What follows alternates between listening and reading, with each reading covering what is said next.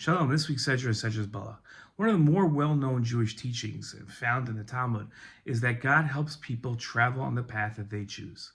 One of the priorities of a Jew, at least it should be a priority, is to form a relationship with God.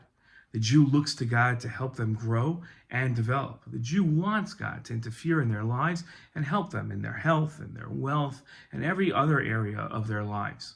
What people so often forget is that more important than having God interfere in their lives is choosing the correct path themselves. In this week's Torah portion, this lesson is made clear by the actions of Bilam. This week, King Balak comes to Bilam and asks him to curse the Jewish people. And Bilam requests permission from God to curse the Jewish people. But God said to Bilam, "Do not go with them. You must not curse the people, for they are blessed." Balak raises his offer multiple times to Bilam, and after numerous entreaties to God, God says, "If the agents come to invite you, you may go with them. But whatever I command you, that you shall do." In his commentary to these verses, the Ibn Ezra brings up the question asked by many: how did God change his mind after initially refusing to allow Bilam to curse the Jewish people and then allowing him to go in the end? The question is a good one because God has taught about himself, "I am God, I do not change." God is perfect, and perfection is incapable of change. The only reason to change is to improve or to worsen. Both would make no sense for a perfect being like God. To answer the question, the Ibn Ezra quotes Rav Saadia Gaon, who points to God's instruction that if Bilam is invited by Balak's men again, then he can go with them to curse the Jewish people. Rav Saadia Gaon understood this to mean that God did not want Bilam to go with these first sets of messengers from Balak, but to wait until Balak sent messengers that were more honorable than they.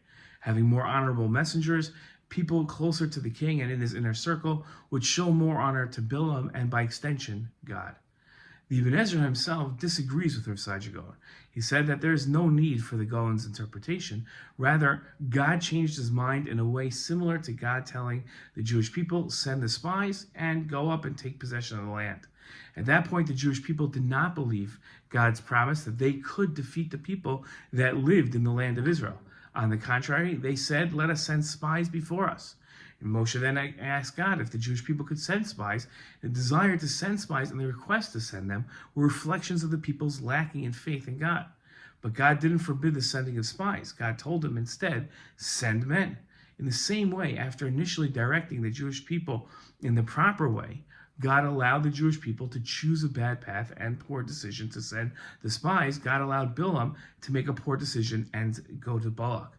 Free choice is a fundamental principle of Judaism, and many understand free choice in a limited way. They understand the agency of free choice to mean that God doesn't interfere in our lives to stop us from making the correct choice. But free choice extends itself past God not stopping our choices to God helping us succeed in the path that we choose. If we choose the proper path, God will help us do good. And if we choose an improper path, God will help us perform evil. That's the full extent of free choice and an important lesson that we learn in this week's Torah portion. Shalom.